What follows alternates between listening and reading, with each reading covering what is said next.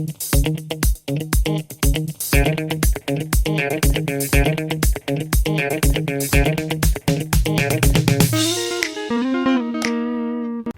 guys, welcome back. I have a new question for you. I hope it is interesting. If not, I'm sorry, but watch it anyways. Maybe you can also watch another question with many questions and answers. So enjoy.